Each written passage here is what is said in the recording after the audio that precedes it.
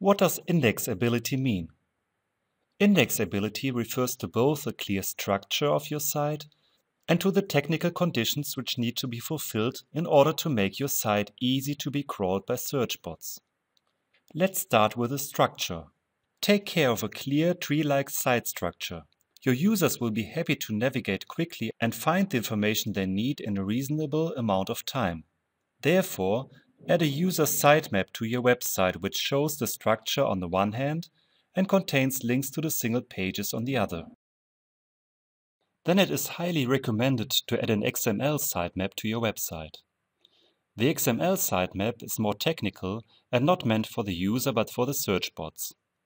It is a file in XML format which basically contains this information for all single pages of your website. First, the URL of the page, then the date and time when the page has been edited for the last time, and finally the frequency of how often the page is updated. This will tell the bot when it needs to revisit the page to renew the search index. There are many tools, both freeware and paid, to create XML sitemaps. Please refer to the link I have added to the lecture description on the right. In case you use WordPress, there's a plugin to generate XML sitemaps out of your WordPress environment. I've added an interesting link dedicated to WordPress SEO to the lecture description. After having created an XML sitemap, submit it to each search engine. On the one hand via the Google Webmaster Tool, and on the other to Bing and Yahoo. Please refer to the link I've added to the lecture description on the right.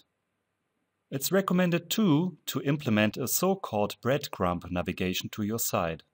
Adding breadcrumb navigation will help both the user and the search bots to locate where you are and how to find your way back.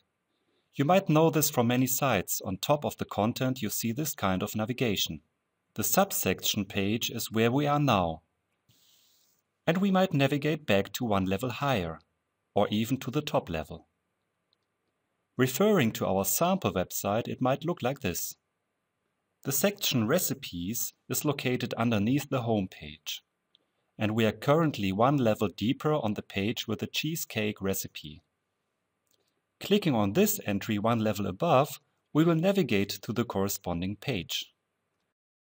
One further component of indexability is the robots.txt file. Robots.txt is a text file which you place on your web server and which directs the bots which parts of your websites to index and which to exclude from the index. If you do not create a robots file, the search engine assumes that every page of your site shall be indexed. However, if you create a robots file, you will need to comply with a predefined syntax. Let us take an example. These lines address the search bots of Google.